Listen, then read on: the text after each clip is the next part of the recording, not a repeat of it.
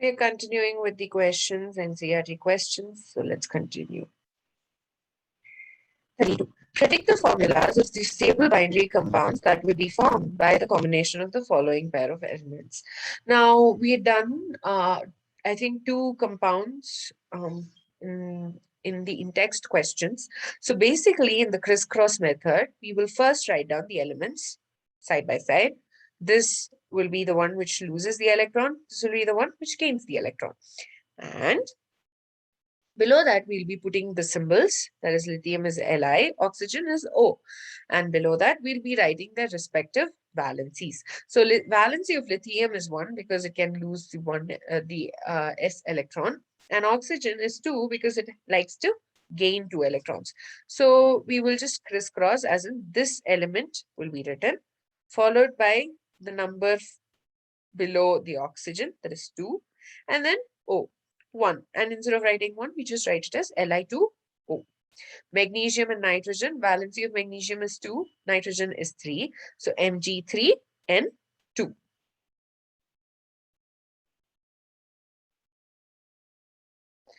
Aluminium, iodine.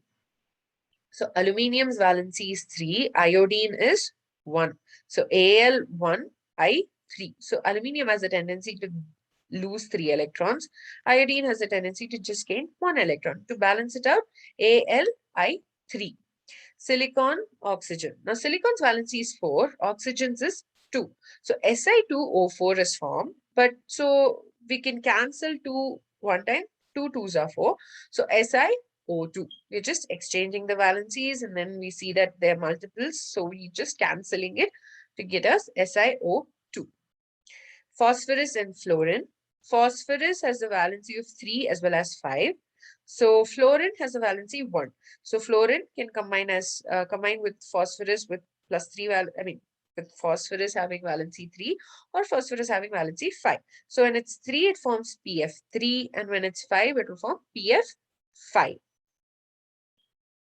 Next, element 71, we're considering it as E, and fluorine F1. So the element 71 will have the valency of 3. And this is because, right, if you think about it, the electronic configuration would 54 is for xenon. So 54 minus 71, which means it belongs to lutetium. So based on that, its valency is 3. So and you'll be learning in detail about the valencies of lanthanoids and actinoids, and you learn about the individual groups. So valency of this element is 3, fluorine is 1, so EF3. Next, in modern periodic table, the period indicates the value of the principal quantum number, as each period will have the value n equals to 1, 2, 3, 4, 5, 6, and 7. So it denotes the principal quantum number. So as we know, each new period will add it to the new principal quantum number. Which of the following statements related to the modern periodic table is incorrect? The P block has 6 columns because the maximum number of electrons, maximum 6 electrons can occupy all the orbitals in the P shell. Obviously, the maximum number of electrons in a P shell is 6. So the P block has only 6, or rather has 6 columns. The D block has 8 columns because the maximum of 8 electrons can occupy all the orbitals. Now we know that's not true because the number of orbitals in the D subshell is 5. So 5 2s are 10. So there are actually 10 groups, 10 columns in under D block. So B is incorrect. That's the answer, but let's just go over the other two. Each block contains a number of columns equal to the number of electrons that can occupy that subshell. If you think about it, that's true. So because of that, you have only 2 for S, 10 for D, because the number of the number of electrons that can occupy in that respective subshell is 2 and 10 respectively. And then here you have 6. Here you have 14. So that statement is also right. The block indicates the value of azimuthal quantum number for the last subshell that received electrons and building up the electronic configuration, which is also true because the SPDF basically denotes that azimuthal quantum number. Question 35. Anything that influences the valence electron will affect the chemistry of the element. Which one of the following factors does not affect the valence shell? Now, if you think about it, the valence principal quantum number will nuclear charge, obviously, because it affects the size of the atom, so it will have an influence on the valence shell. The number of core electrons will also influence because that will decide the shielding, non-shielding, the repulsions, and etc. and etc. But nuclear mass, on the other hand, will not affect the valence shell. Valence shell. Next one, the size of the isoelectronic species F minus, Ne, and Na plus are affected by what? Nuclear charge, valence principal, quantum number, electron-electron interactions in the outer orbitals, none of the factor because the size is the same. We know the answer is A because the nuclear charge determines the fact that cations will have a smaller size than the parent atom, and the anions will have a smaller size than the parent. Anions will be bigger than the parent atom. So because of that, nuclear charge plays a huge role in the size of the isoelectronic species.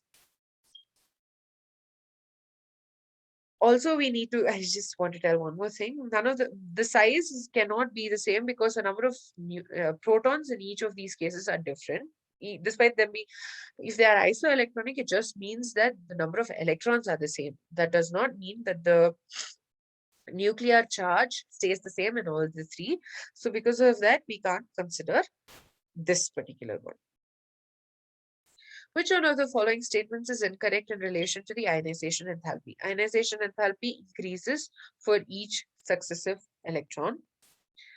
The greatest increase in ionization enthalpy is experienced in the removal of the electron from the core noble gas configuration. End of valence electrons is marked by a big jump in ionization enthalpy, and removal of an electron from orbitals bearing lower in value is easier than that from higher in value.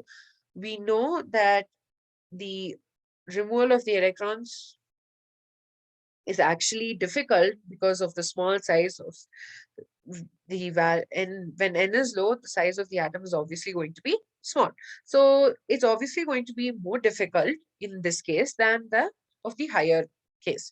So this statement is incorrect. End of valence electrons is marked by a big jump because obviously you have a fully filled orbital, which is more stable than semi-full. So obviously there'll be a huge jump. Greatest increase in ionization enthalpy is obviously going to be for noble gas configurations, irrespective of what happens. The noble gases will have the highest ionization enthalpy. It increases for each successive electron. Obviously, when the electrons are getting added to a particular shell, then the ionization enthalpy will increase because it's more difficult to remove those electrons in the same shell because he says a successive electron. Next one, 38. Consider the elements boron, aluminium, magnesium, and potassium. What is their correct order of metallic character? So we are having boron, aluminium, magnesium, and potassium. Let's look at their position in the periodic table. Right. So boron, aluminium, and you have magnesium over here, and you have potassium over here. As we go down the group, the metallic character will increase. And as we go across the period, the non-metallic character will increase. So the metallic character is going to decrease. And due to these two statements, the correct answer for this is option D, potassium, magnesium, aluminium, and then boron. So here, potassium is the most metallic one because it is on the left extreme of the periodic table. Then you have magnesium over here, then aluminium, then boron. This is because as you go down the group, the metallic character is going to increase. 39. Considering the elements boron, carbon, nitrogen, fluorine, and silicon. What is the correct order of their non non-metallic character. So here we have the elements in the P block. So fluorine is over here, right? So nitrogen is here, carbon, boron, and silicon. Now, as we go from the left to right, or rather, the non-metallic character will increase from left to right of the periodic table. So fluorine is the most non-metallic one of the lot. Then you have nitrogen, then you have carbon, then you have boron, and then you will have silicon. The reason silicon is the last is because as we go down the group, the metallic character will increase, which means the non-metallic character will decrease. And due to that, the order is fluorine, nitrogen, then carbon, then, I'm so sorry, silicon, and then boron. Oh, sorry, boron and then silicon. This is because of their respective groups.